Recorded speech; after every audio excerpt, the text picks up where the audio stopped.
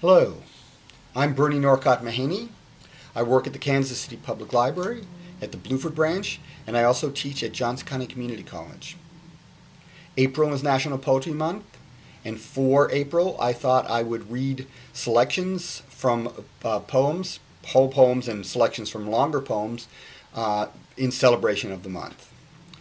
The reason that I'm doing this, rather than just handing out poems or recommending poems, I will do that as well. If you check on the library Facebook page, there will be recommendations for National Poetry Month.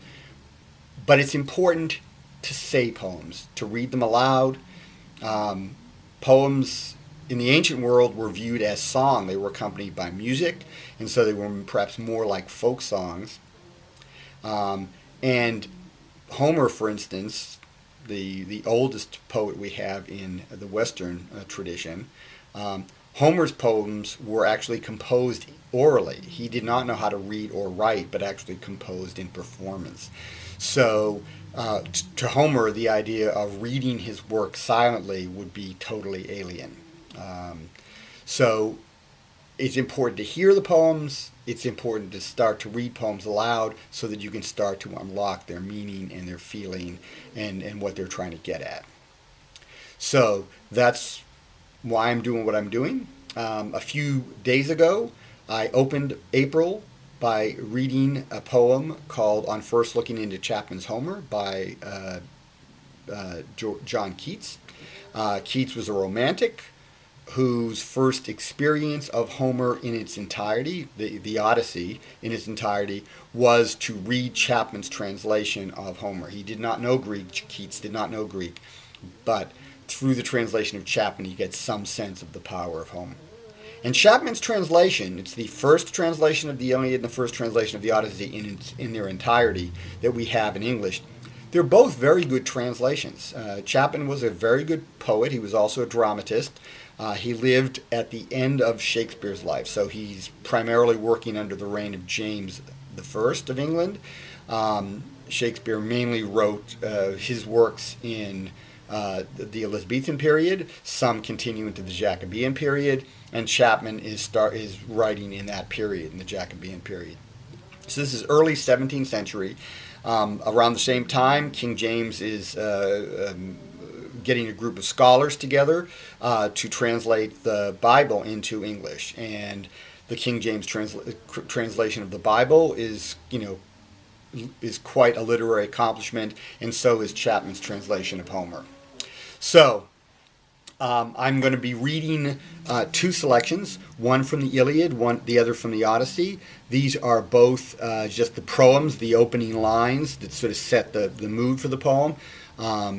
There's no way to read a whole book. A whole book would take about a half hour to read, and YouTube won't hold that much. So I'm not going to be doing the whole one whole book or anything like that, but just the opening lines.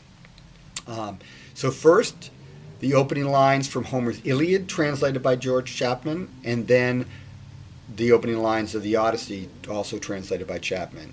So, Homer's Iliad, the proem, the opening lines, translated by George Chapman. Achilles' baneful wrath resound, O goddess, that imposed infinite sorrows on the Greeks, and many brave souls loosed from breasts heroic.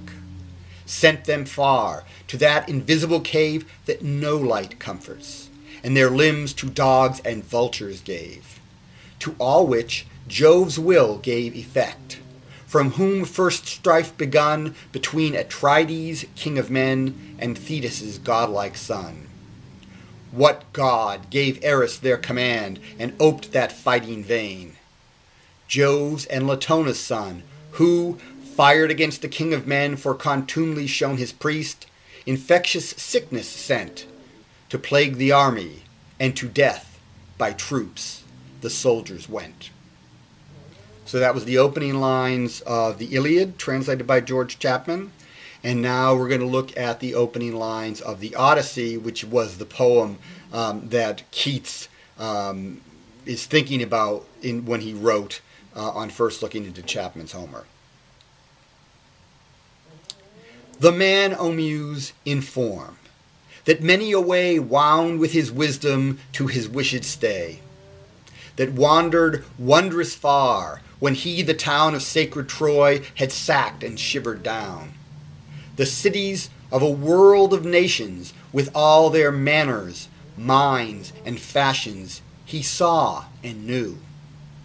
At sea felt many woes, much care sustained, to save from overthrow himself and friends in their retreat for home.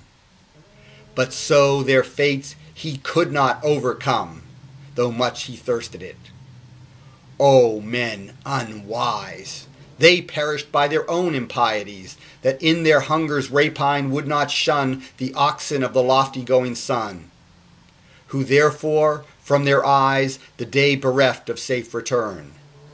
These acts in some part left tell us, as others, deified seed of Jove.